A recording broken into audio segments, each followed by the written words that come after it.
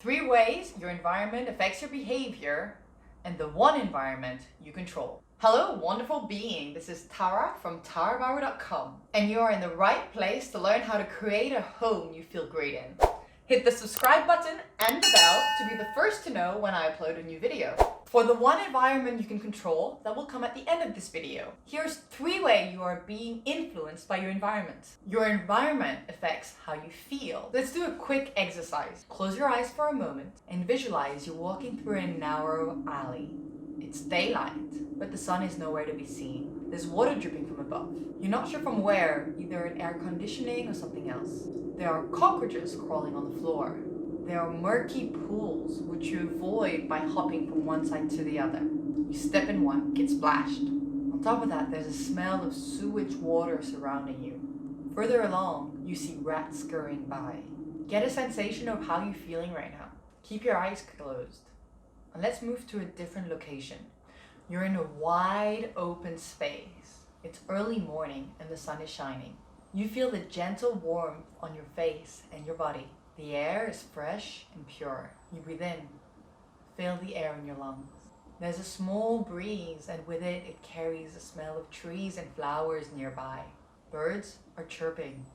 When you walk, you can hear the crunching of the leaves underneath your feet. What are you feeling now? Open your eyes.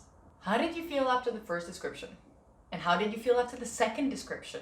Did you notice a difference? I chose these 2 as being very contradicting situations for a reason, because I want you to feel the sensations and how your environment can affect you. The first description creates a feeling of unease, of draining, of heaviness in you, and you want to get out of there as quick as possible.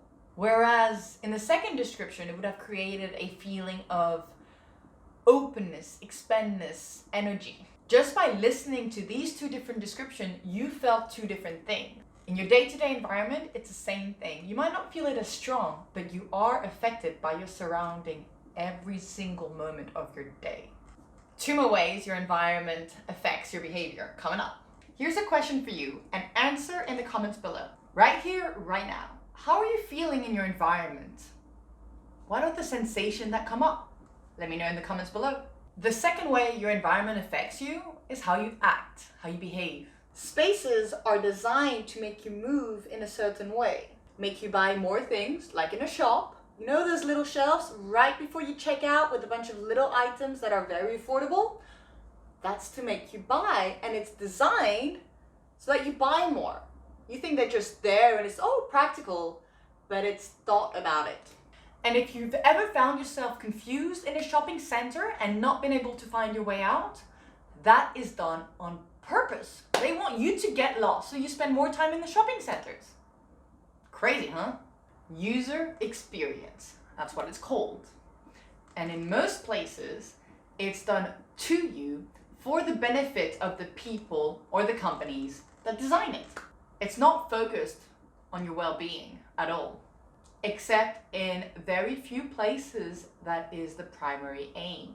Number 3, your environment affects how you think. Before you think I'm going a bit too far, hold on. Your environment is not consisting of only the physical space around you. It's also the people around you that you spend most of your time with. There's a saying, you're the average of the 5 people you spend the most of your time with. Lucky for you, it's not only in your physical relationships. You find yourself complaining all the time? Do the people you spend time with complain all the time? You think you can't achieve something because of some limiting belief you hold? Again, stop and pay attention to the people you spend your time with.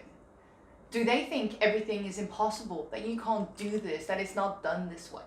To change how you think, it's not only about who you spend time with in real time, but also what you watch, what you listen to, what you read.